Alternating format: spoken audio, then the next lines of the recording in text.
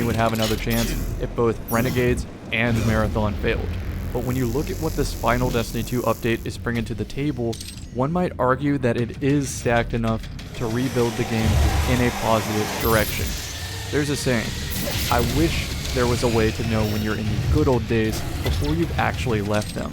I'm lucky that I recognized the game balancing was always temporary, and if by sheer luck a balancing scheme favored high-skilled players wanting to duke it out against other high-skilled players, then especially, I knew for sure that it would only be a matter of time before some live service update ruined it so that the masses could enjoy playing Mayhem Light for a few weeks until they didn't. Then all that would remain are jaded high-skilled players praying that the opponent would respect a gentleman's agreement so that the match would be dynamic and therefore playable. The first topic I want to discuss is the final PvP balancing pass. Destiny 1's final balancing pass was terrible. I'm not getting into its meta now, but I could drop a Destiny 1 final patch retrospective video if my Destiny 2 version does well.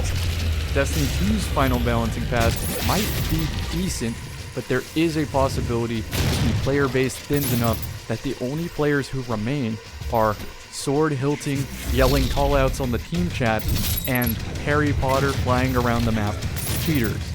I pray we also don't get an artifact at all, and or that it's disabled in PvP. The biggest difference between Destiny 1 and 2's End of Life is that during Destiny 1, we were able to experience Destiny 2's reveal and beta playtest. Destiny 2 was vastly superior as a PvP game, and Destiny had one of its worst sandboxes by the end. Also, Destiny 2 planned to offer PC support, which enabled 60 frames. Needless to say, Destiny 1 was deserted. But Destiny 2 isn't guaranteed to follow that same path because we don't have a Destiny 3 announced to act as the alternative. It could be argued that Marathon is the alternative, but the game is very seasonal, so after the excitement of a fresh extraction restart wears off, players would have to look elsewhere for enjoyment. Marathon had this niche hardcore gambit going for it, versus it could have just had onboarding and small, dedicated PvE and PvP modes and a testing range to faster acclimate players new to the genre without taking away from its hardcore vision. I know that doesn't exist without a cost, but surely this was an obvious feedback point that was never given the priority it deserved. This never had to be a hard lesson to learn for the studio.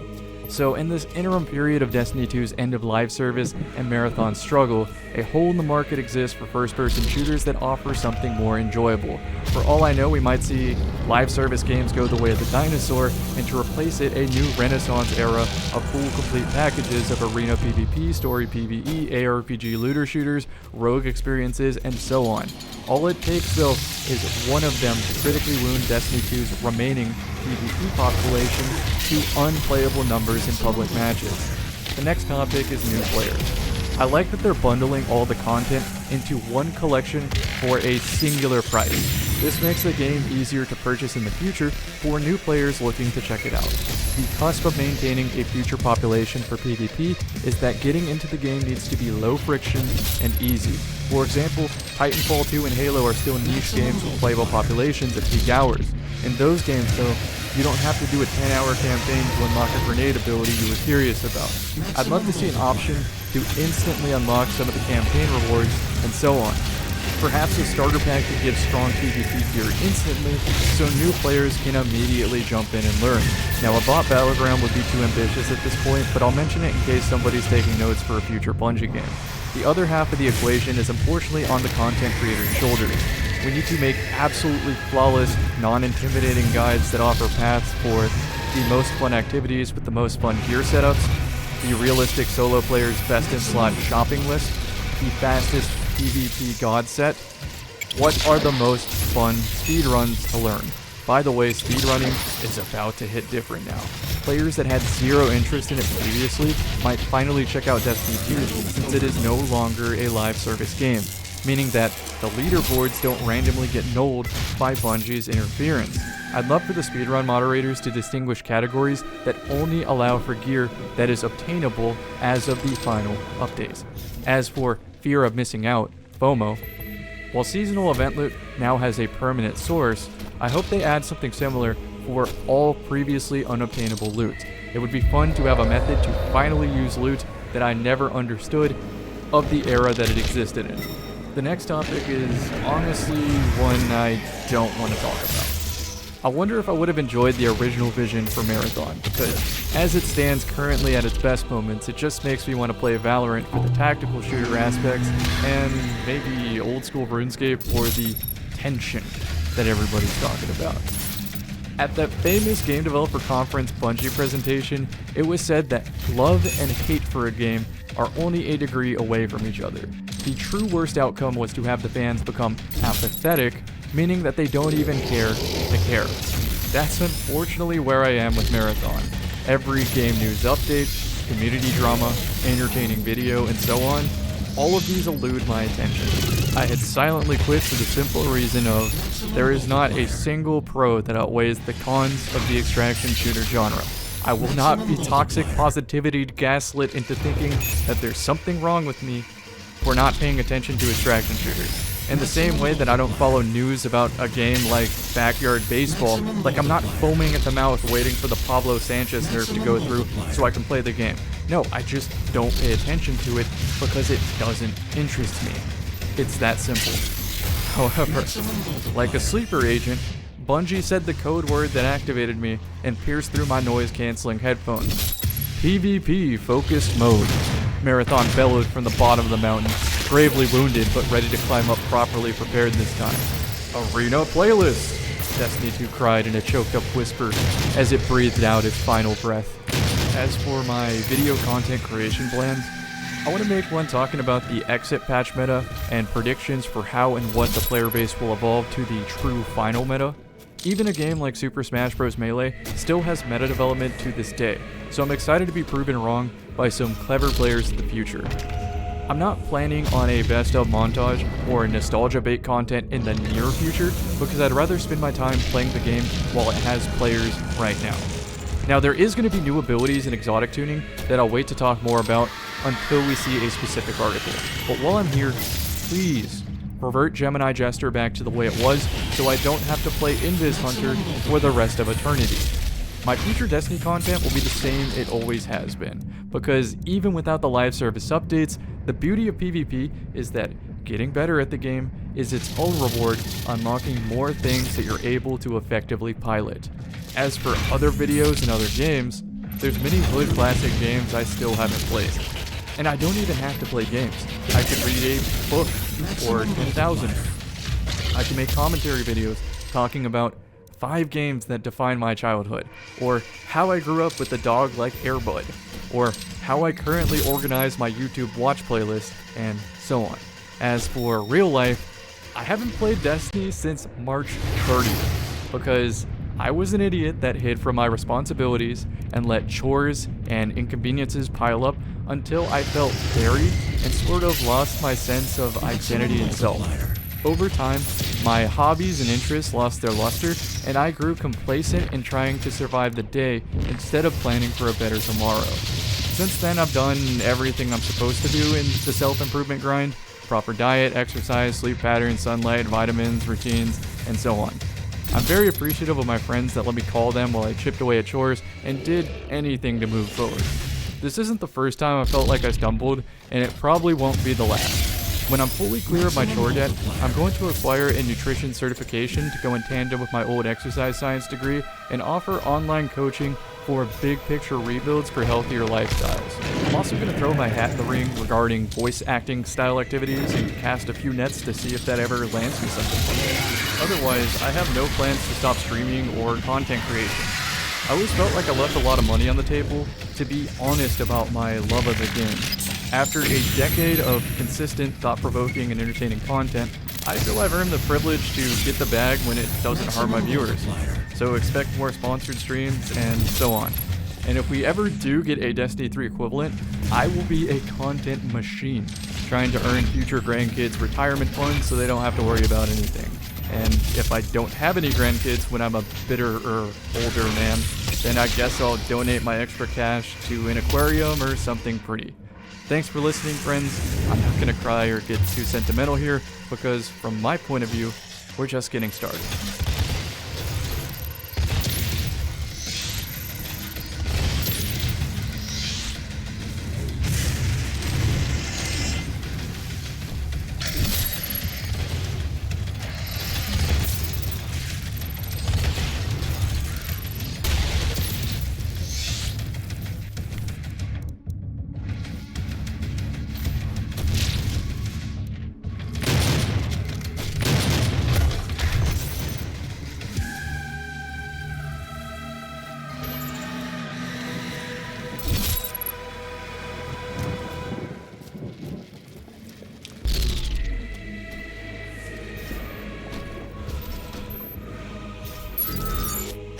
life acquired.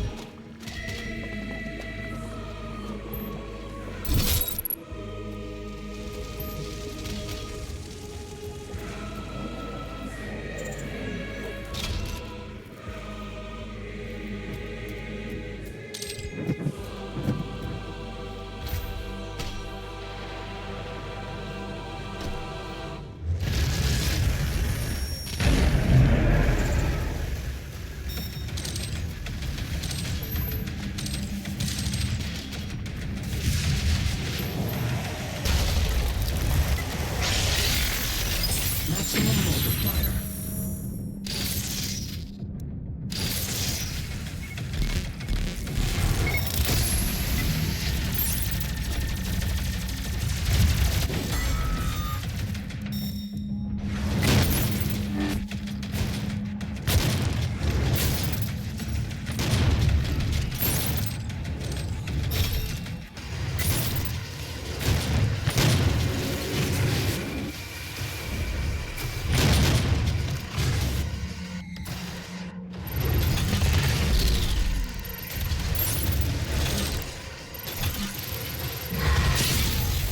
Maximum multiplier.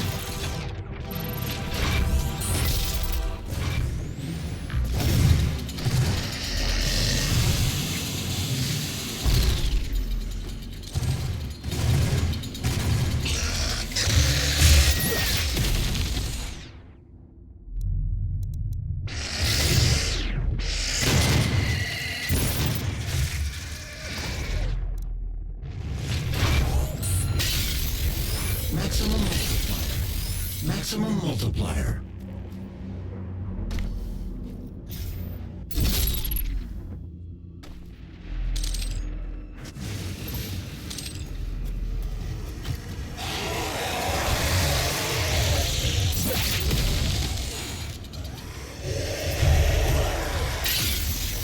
Maximum multiplier.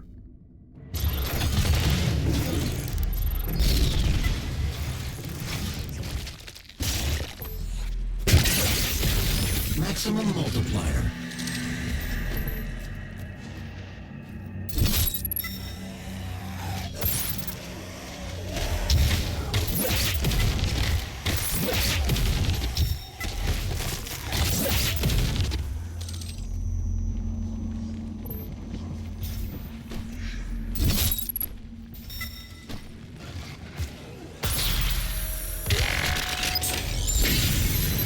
Maximum multiplier.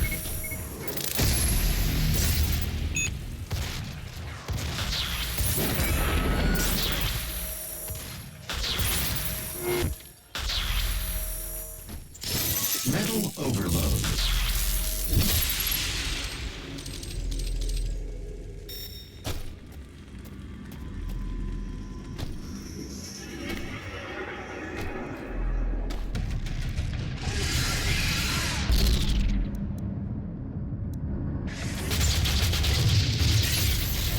Maximum multiplier.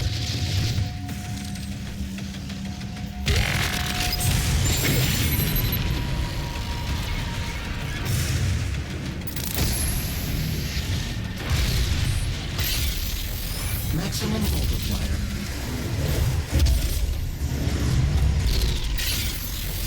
Maximum multiplier. Maximum multiplier.